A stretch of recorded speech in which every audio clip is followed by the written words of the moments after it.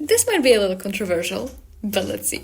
So here's the thing. I do not take career advice from folks who are always so stressed out and busy for apparent reasons. You know, in tech, it's just so prevalent that folks before the call with a client or before presenting something, like the entire household just feels this anxiety, or because like you're like just like so stressed out and like snapping, like, don't talk to me, don't, like I have this call. I do not want to live my life like this. I also do not want to be this person who, whenever, you know, I need to troubleshoot something with the system, you know, things go wrong. I don't want to be this kind of person who, even when I have to fix an issue that's more time sensitive, that I cannot take 5 minutes to drink my coffee in peace before I get to work, rather than just like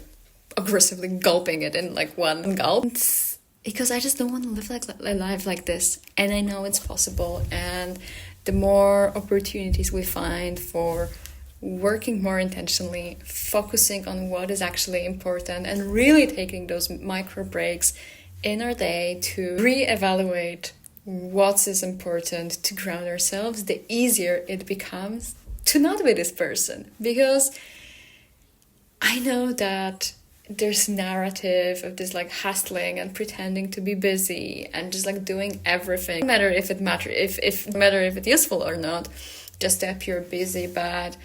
And it's very sad when that's actually the narrative that managers are imposing on their teams, that it doesn't have to be this way. Yeah, just be more curious whose advice you're taking in and whether they reflect the life that you want to live, because whether we want it or not, our work does impact our well-being. Even if a job is just a job, even if it's not a way to self-actualize, it does impact how we show up for our family, for our friends, for ourselves. So yeah, something to think about, to be more discerning from whose advice you take. And if you vibe with me, stay here on this profile, and glad to have you here.